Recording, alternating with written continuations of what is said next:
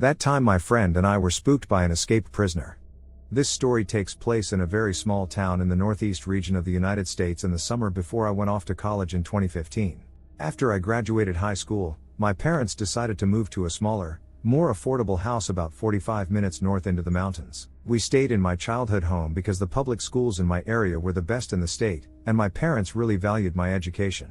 I ended up going off to an amazing university and now I have an incredible career because of my excellent education. As most people in the US know, amazing public education usually means higher property taxes. My parents got to the point where they could not afford the taxes on their 4,000 square feet home anymore and decided to sell it just after I graduated from high school. Their home is humble, and it sits on a beautiful piece of land on the side of a beautiful mountain. The trees are always so green, and there is a lot of wildlife around. They don't have many neighbors either, as their driveway is about 1.5 miles long, but this is what they chose to live in after I went off to college. In August of 2015, we moved into this new house. I wasn't planning on staying long as I was getting ready to head off to college as a freshman for the first time. We decided to have a little housewarming party with a bunch of family friends and my best friend at the time as well. My dad was manning the barbecue, my mom was making drinks, we were playing with our dogs. It was a grand time, and everyone had so much fun.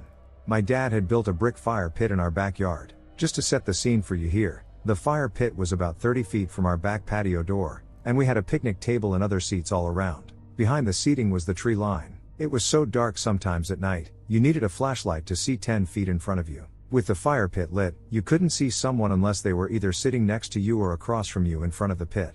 My best friend decided to stay the night and we asked my dad if we could make s'mores. As it was getting a little chilly as it does in the late summer in the Northeast at night, my parents left us outside with my dog, Nino. Nino was a huge 100 pounds black lab/pit bull mix. He was such a loyal and incredible dog that my dad trained as his right hand. He was our protector, as he could run extremely fast, was very strong, and alerted us when something went bump in the night. Side note, he passed away a week before I got married in 2022. He was 17 years old and lived an adventurous life with my parents, hunting squirrels, laying out in the sun, and running amok. Nino laid in between us, facing the tree line, and my best friend was to my right. Our backs were to the dark, dense tree line. Our first mistake.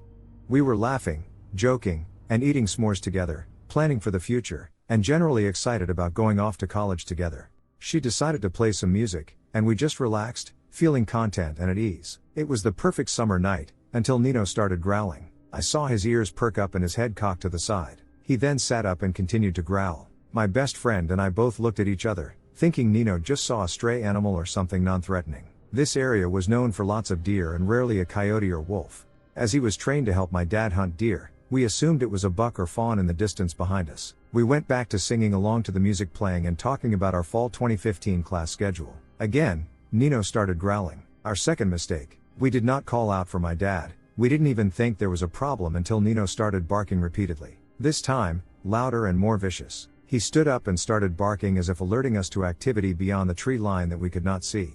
We stood up as well, the fire obscuring our view. My best friend took her phone, paused the music, and turned on her flashlight. She started to walk towards the edge of the tree line with Nino by her side, still growling and barking, alerting us to not go any further and to call for help. We stood still, in silence, listening. I was too afraid to even breathe at this point. She started walking into the woods, and when she shined her flashlight, she saw a figure. Someone peering behind a tree. A man, with a green shirt and green pants on. About 5 feet 11 inches with glasses too. We screamed and ran as fast as we could inside, leaving the fire unattended and this creepy man behind the tree. What we did not know at the time is where this man came from. We crashed through our front door, breathless with Nino tailing behind us, and startled my mother, who was washing dishes and cleaning up from the party. She was talking to my dad about something they saw on the news and I think we cut him off mid-sentence to explain that there was a man dressed in all green lurking behind a tree in the woods. We didn't know how long he was there or if he was still there, but we were both crying. I remember feeling extremely sick like I was going to throw up.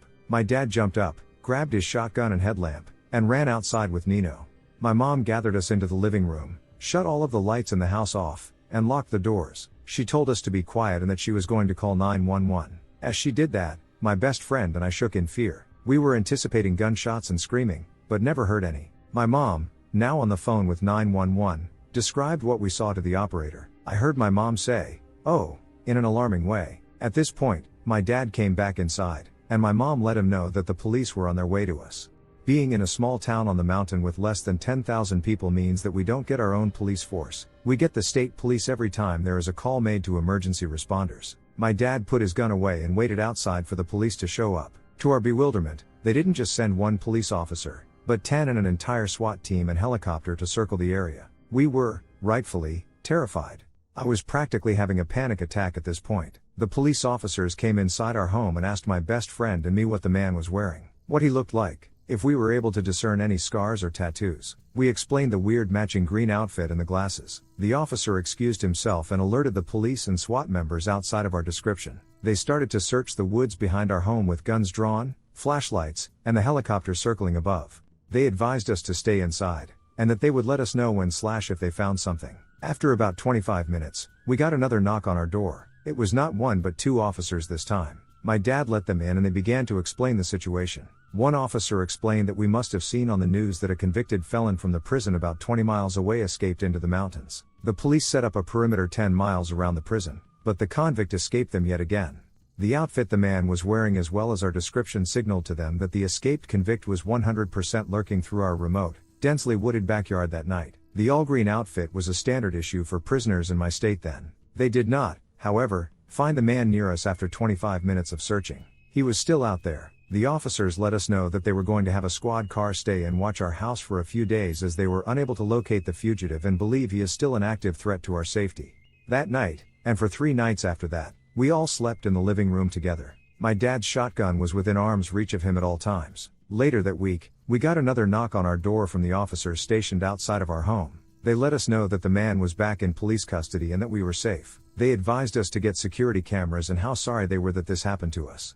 After that, my parents spent about $10,000 on security cameras and fencing for our backyard. It is now all fenced in, and we have about 4 cameras to watch the tree line at all times. I guess you never know what will happen or what goes bump in the night. To the escaped convict and perhaps murderer who watched my best friend and I sing along to 2015 pop hits from your hidey hole behind my parents' isolated home, let's never meet again.